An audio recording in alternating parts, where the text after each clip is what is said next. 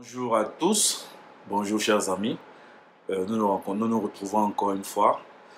Et toujours, je me dis au devant de ce que je fais. Donc, je vais commencer par vous souhaiter une bonne journée. Que Dieu ait sa main sur vous et qu'il vous protège vraiment tout au long de cette journée, et pourquoi pas de cette semaine. Ce matin, vraiment dans mon élan de toujours motiver les esprits meurtris, je vais vous faire partager une histoire. Une histoire qui m'a vraiment donné du baume au cœur. Mais bien avant, c'est sur cette même chaîne-là que j'ai décrié un peu le comportement de nous les hommes face aux femmes. Et vraiment, je n'ai pas été tendre avec mes amis, je n'ai pas été tendre avec moi-même parce que je fais partie des hommes. Mais si vous voyez qu'aujourd'hui je décide d'intervenir, c'est pour un peu parler des femmes. Ok. Je me rappelle toujours comme c'était hier, pendant ma période d'études que j'ai effectuée sur Paris en 2019. Un jour, je revenais de l'école et puis j'ai croisé une dame. Une dame qui était vraiment au bord du suicide en fait. Une dame qui était vraiment meurtrie dans sa chair. Vraiment, elle n'espérait plus rien de la vie. Elle était abattue, elle était... Et on s'est croisés, on s'est rencontrés. Et elle est noire comme moi, elle est africaine. Donc, on a commencé à échanger.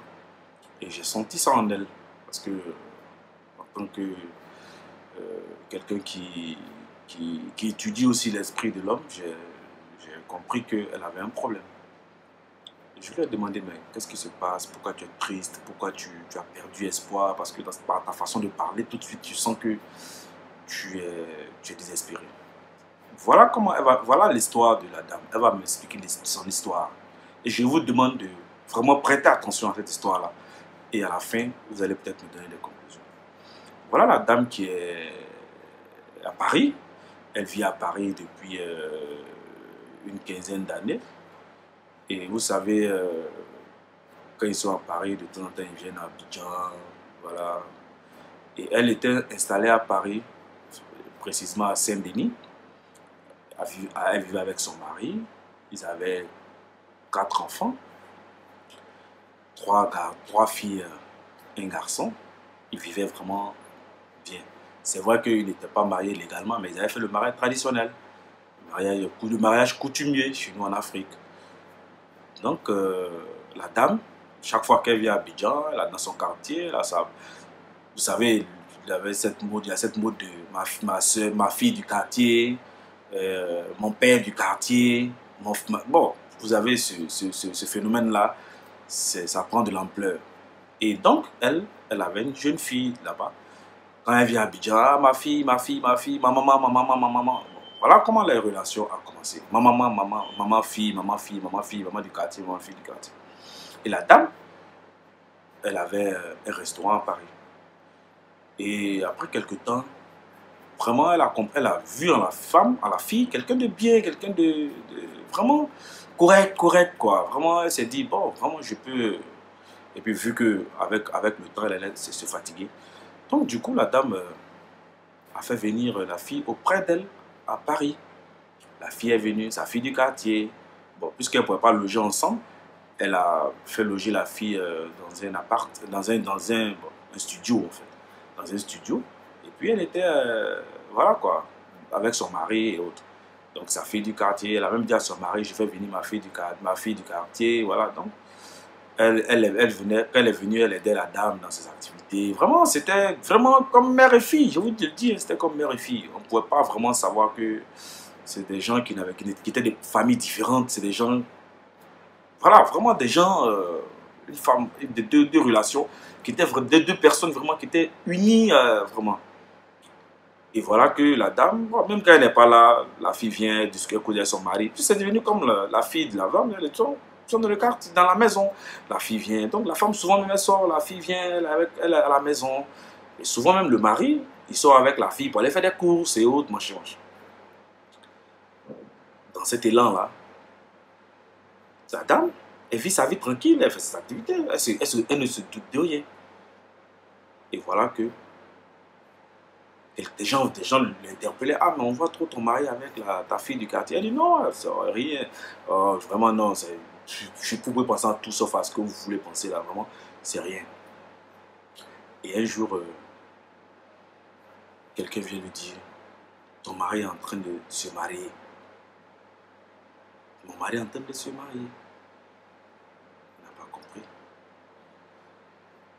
Donc, la veille du mariage, effectivement, le mari vient et lui dit je suis en train de me marier. Je vais me marier demain.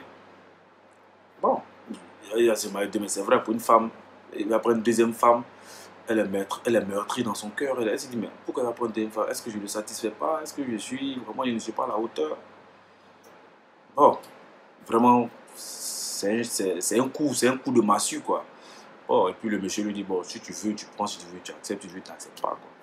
Voilà. Bon, elle est femme, elle fait quoi? Elle n'a rien dit. Et au mariage, il se trouve que c'est la jeune fille, sa fille du quartier, que le monsieur va marier. Et comme là-bas, ils sont en train de créer des histoires de clubs un peu africains, ils sont allés faire le mariage traditionnel de la fille. La dame après a su, elle est tombée des nues.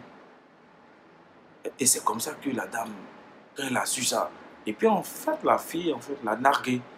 La narguée, quand le mariage est fini, après le mariage, la fille a commencé à la narguer, puisque le monsieur ne dormait même plus à la maison. Il était tout le temps dans le studio de la fille, il a pratiquement déménagé, il ne venait plus chez lui à la maison, il a abandonné sa famille, voilà.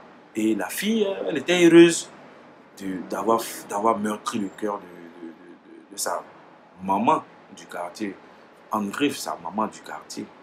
Donc, vraiment, voilà une situation où la dame, elle était vraiment meurtrie. Bon, quand elle m'a expliqué la situation, je lui ai dit, bon, en tant que coach, voilà ce que je peux te dire. D'abord, c'est les émotions fortes. Tu as raison, c'est normal, les émotions, c'est normal, mais apprends d'abord à te maîtriser, apprends à te calmer. Je lui ai donné les conseils qu'il fallait, que peut-être je ne vais pas détailler ici, mais je lui ai donné vraiment assez de conseils et elle m'a remercié. Mais je veux poser la question à certaines femmes, pourquoi cette méchanceté? La femme t'a fait du bien, elle a payé ton billet d'avion, elle t'a fait confiance, elle t'a donné son amour et en retour, voilà comment tu la remercies. Voilà comment tu la remercies. La femme a été mise dehors avec cette... Enfin, vraiment, elle ne pouvait plus, le monsieur, puisque le monsieur était finalement parti. Et quelques mois après, il a marié la femme légalement. La fille légalement à Paris, puisque lui, il avait ses papiers. Il a marié la fille légalement à Paris. Pendant que l'autre, il n'avait même pas encore marié légalement, malgré les quatre enfants, les quatre enfants qu'ils avaient. Il n'a pas marié légalement. Donc vraiment, c'est pour vous dire, mes soeurs, essayons d'être un peu humains dans tout ce que nous faisons. Essayons d'être humains. Toi qui me regardes qui es femme, toi qui me regardes à qui on a déjà fait ça une fois, toi qui as déjà fait ça à quelqu'un une fois, analysez, réfléchissez. Sachez qu'il y a un Dieu pour tout le monde. Il y a un Dieu pour tout ce que nous ferons sur la terre. Mais je vous pose la question. Pour cette situation-là, si vous étiez à la place de la dame qui avait été meurtrie, qu'auriez-vous fait? Et si vous étiez à la place de la jeune fille, qu'auriez-vous fait? Voilà les deux grandes questions que je vous pose. J'attends les réponses en commentaire et je pense qu'on va pouvoir vraiment discuter.